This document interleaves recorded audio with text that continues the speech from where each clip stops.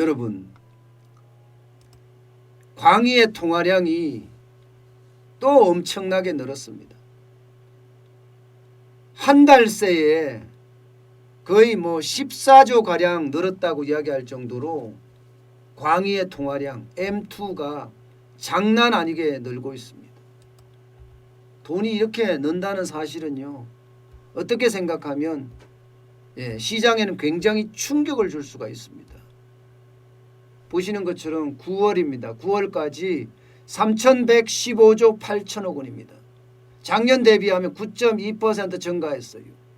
전월 대비하면 14조 원이 넘게 지금 증가한 수치입니다. 14조 원 2천억 아니에요? 그러면 0.5% 증가했다는 건데, 여러분 보세요. 지금 5월부터 보면 광의의 통화량이 3,053조 9천억 원이었던 것이 지금 9월까지 가보니까 3,115조 8천억까지 늘어났습니다. 그러면 돈이 엄청나게 풀렸다는 이야기잖아요. 제가 부채의 복수라고 쓴 거는 왜 썼냐면요, 이 유동성이 말입니다. 이 유동성이, 이 시중에 있는 어마어마한 돈이 결국 부메랑을 맞는다. 이 돈이 사람들을 다치게 한다, 이런 얘기예요. 돈이 많으면요, 시중에 돈이 많으면 아주 간단하게 말씀을 드려서 투자나 혹은 소비 쪽으로 몰려야 해요. 그래야지 경제가 확확 돌아갑니다. 기업에는 설비 투자가 있고 그리고 개인에게는 소비가 있습니다. 기업도 소비가 있겠지만, 그러니까 투자나 소비 쪽으로 몰려서 이 돈들이 산업활동에 팡팡 돌아가주는 역할을 해야 돼요. 그래야지만이 이 돈이 제값을 하는 거거든요. 그런데 이 돈들이 있잖아요, 그리 안 돌아가요. 자산시장으로 몰리고 있어요. 주식이나 부동산으로 계속해서 지금 몰리고 있습니다. 그것도 우리가 상상하지 못할 그런 돈들이 말입니다. 부동산이 이만큼 올라가고 주식시장이 저렇게 뜨는 것을 보면 결국은요, 이게 심각한 상황으로 갈 수도 있다, 이런 얘기가 되거든요. 사실 말입니다. 사실 이 유동성이 이렇게까지 늘어난 데는 여러 가지 원인이 있습니다. 첫 번째는, 유동성이 이렇게 늘어난 데는 정부가 재정을 굉장히 확대해서 많이 풀었어요. 쉽게 말하면 긴급재난지원금을 가지고 정부 세금으로 많은 사람들한테 돈을 줬고요. 그것도 1차, 2차에 걸쳐서 말입니다. 게다가 복지에 들어간 돈이 지금 올해만 하더라도 190조가 넘습니다. 현금 살포액도 굉장히 많습니다. 여기가 작년 대비하면 올해가 예산이 늘어난 것을 감안하면 그만큼 또 시중에 돈이 많이 뿌려졌습니다. 여기다가 금리가 얼마나 났습니까? 금리가 지금 0.5입니다. 0.5. 지금 0.5 정도로 될 정도로 최저금리입니다. 일반적으로 이야기할 때는 실효하한이라고 이야기해요. 실효하한이라고 이야기할 때는요, 금리 정책, 금리를 낮춰도 아무 시장에 변동이 없는 것을 실효하한이라고 하는데요. 지금 금리를 0.5 가지고는 전기예금, 적금들이 다 빠져나오고 있는 상태니까 이미 금리에 대한 의미가 없다는 그런 이야기잖아요. 금리에 대한 의미가 없다. 금리에 대한 의미가 없다는 이야기가 바로 실효하한이라는 겁니다. 그 정도로 시장은요, 금리에 대한 어떤 느낌이 별로 없어요. 느낌이 별로 없다는 것은 돈 빌리는데 주저하지 않는다는 이야기잖아요. 돈 빌리는데 주저하지 않으니까 이게 계속해서 부채 늘어납니다. 가계부채 엄청 늘어났잖아요. 그러면 당연히 통화량도 늘어날 수밖에 없습니다. 통화량이 늘어날 수밖에 없는 그런 구조를 지금 가지고 있습니다. 자, 여기서 참 크게 문제되는 거. 이렇게 빌린 돈들이 주식시장으로 들어갔죠. 또 부동산 시장으로 계속 들어가고 있습니다. 여기에서 저는 문제를 굉장히 크게 발전시킬 수 있다고 생각을 해요. 예, 문제를. 주식시장이나 혹은 부동산 시장으로 들어갔을 때 이 가계부채가 엄청난 충격을 줄 수도 있거든요. 보시다시피 지금 가계부채가 1637조 3천억 원입니다. 1637조 3천억 원. 그중에서 지금 늘어나는 거 보세요. 2분기에 늘어난 거 보세요. 주담대, 기타 대출, 이게 신용대출입니다. 신용대출. 신용대출은 지금 거의 뭐 150조가 넘었나요? 예, 굉장히 많이 늘어났습니다. 네, 정확하지는 않습니다. 가계대출도 굉장히 많이 늘죠. 주담대도 많이 늘고 이렇게 계속 는다는 것은 주담대 는다, 가계대출 는다, 기타 대출 는다, 이 내용을 따져보면 물론 가계가 어려워서 대출을 내는 것도 있을 거예요. 생활비나 교육비로 쓰기 위해서. 근데 그거보다는요, 예, 영끌이나 비투란 말이 왜 나왔겠습니까? 비투란 말이 나온 것은 많은 사람들이 실업자가 되고 또 실질적으로 주식시장에 투자를 해봐서 돈을 벌어봤어요. 지난 3월 19일 날 주식이 1457.64까지 떨어졌잖아요. 대세 상승기가 9월달까지 있었습니다. 9월달까지. 그럼 그때 주식에 투자한 사람 돈 벌어봤으니까 그 맛을 아는 거예요. 그래서 대출받아 주식 사고, 대출받아 주식 사고, 그러다가 빅히트 엔터테인먼트도 한번 깨졌긴 하지만 그래도 지금 또 빚내서 주식 삽니다. 왜? 5%만 수익률 내면 되니까.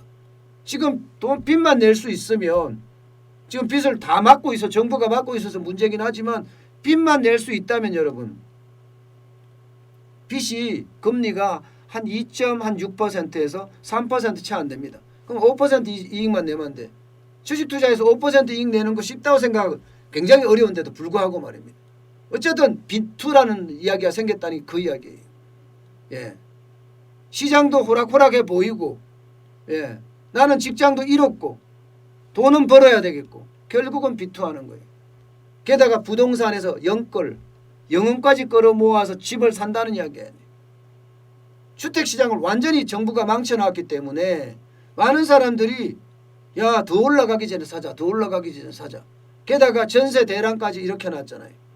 그러니까 있는 대로 끌어다가 집을 사는 거예요. 그 두 가지 다 자산이죠. 자산. 주식도 부동산도 자산입니다. 문제는 만약에 금리가 인상되면요. 금리가 인상되면 이게 바로 부채의 복수입니다. 금리가 인상이 되면 부채의 칼날이 춤을 춘다. 이렇게까지 이야기하고 있습니다. 예, 그게 바로 부채의 복수라는 거예요. 금리가 그러면 인상될 거냐? 인상될 수 있는 요인이 너무 많습니다. 너무 많습니다. 금리가 인상될 수 있는 요인. 제일 첫 번째 봐서는요. 내년에 지금 금리를 인상할 거냐. 이게 미국 금리하고 항상 연동이 되어 있기 때문에 미국을 항상 봐야 되거든요. 미국은 2023년까지 금리 인상 안 한다고 했어요. 2023년까지.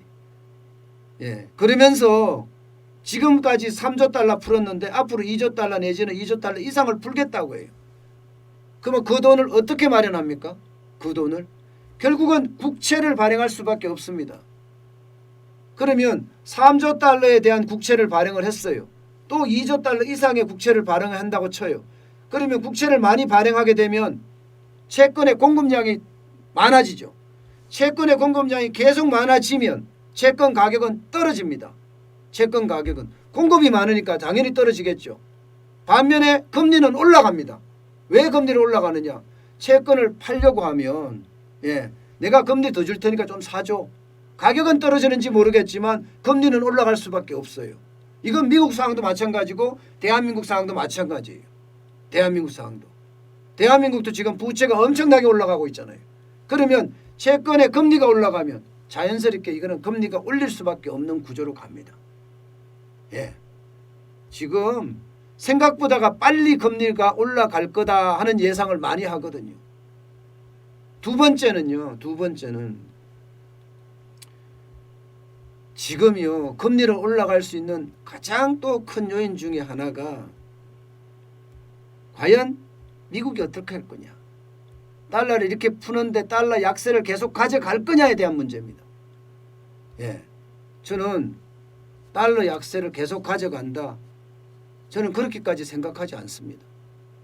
미국이 달러 패권을 가지고 있는 사람들 중에 하나인데 계속해서 이렇게 간다고요? 아이고 그렇지 않죠.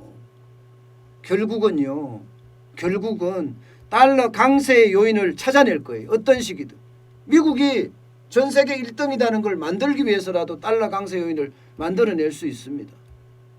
그렇게 됐을 때 이게 금리가 안 올라갈까? 저는 그때도 금리가 올라갈 수 있다고 지금 보고 있습니다. 지금은 달러 약세가 지금 심각하게 전개가 되고 있지만 그 수순이 언제까지 갈 거냐는 거예요.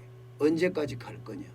여기에다가 세 번째가 이제 인플레이션이잖아요. 인플레이션. 예, 그것도 스태그플레이션이 나올 가능성이 있거든요. 돈이 지금 엄청나게 풀렸으니까 말입니다.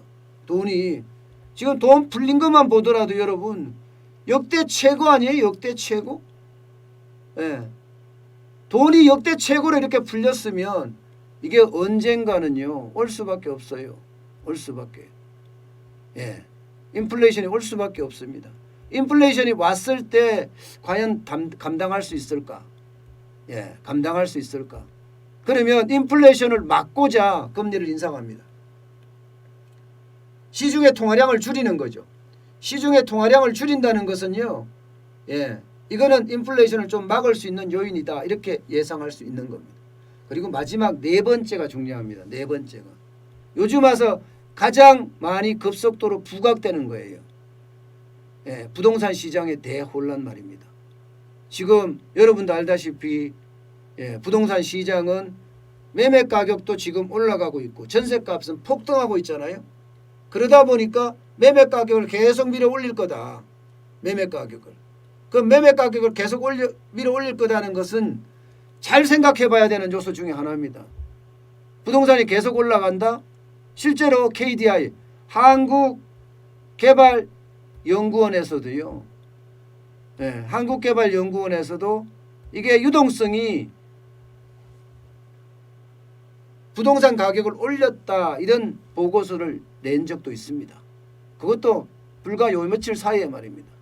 그 말의 뜻은 유동성을 줄여야 된다 이 말의 뜻도 거기에 포함이 되어 있다는 얘기예요. 그러면 계속 부동산이 이렇게 가다가 폭발적으로 간다. 그러면 방법이 뭘까요? 지금 정부가 할 수 있는 방법은요. 공급을 늘린다는 방법을 해야 되는데 그렇게 안 갈 거예요. 그렇게 안 가면 결국은 이게 정책금리를 올릴 수밖에 없다. 정책금리를 올리게 되면요. 이게 금리가 올라간다는 자체 하나만으로도요. 부동산 시장도 그렇고요. 주식시장도 그렇고 거품이 확 꺼질 수 있습니다. 그 거품이 꺼졌을 때 그 뒤에 오는 것은 앞서 말씀드렸다시피 부채의 칼이 춤을 춘다는 거예요. 부채의 칼이. 부채의 복수가 시작되는 거고요. 그러면 부동산부터 무너진다. 주식시장부터 무너진다. 아주 의견이 분분할 정도입니다. 저는 유동성이 이렇게 많은 것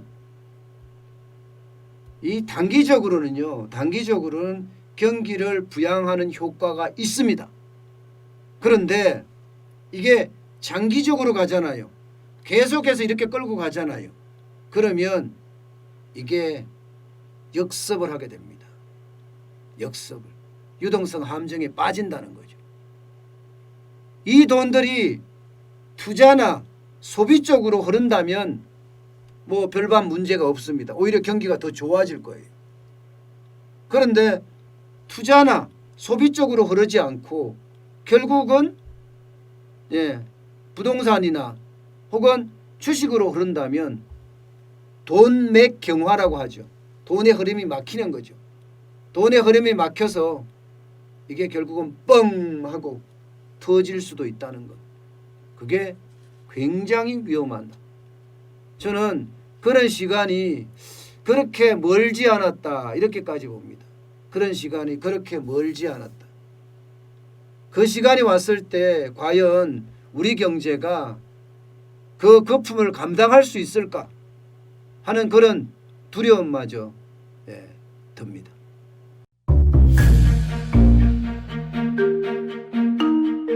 세종대왕과 샤넬 넘버 5, 벤츠 자동차의 최고급 기종인 마이바흐의 공통점을 아시나요? 바로 침향입니다. 침향이란 동남아시아에서 자생하는 침향나무가 상처를 입었을 때 스스로를 보호하기 위해서 분비시키는 침향나무의 진액입니다. 진침향은 태국산 침향과 러시아산 녹용, 그리고 국산 홍삼, 백봉령, 또 산수유, 당귀, 숙지향, 꿀로 이루어진 침향환으로 만성 피로나 또 스트레스, 기력이 저하된 직장인분들, 또 수험생들, 연세 드신 어르신분들이 드시면 좋은 환입니다. 진침향 여러분들께 자신있게 권해드립니다.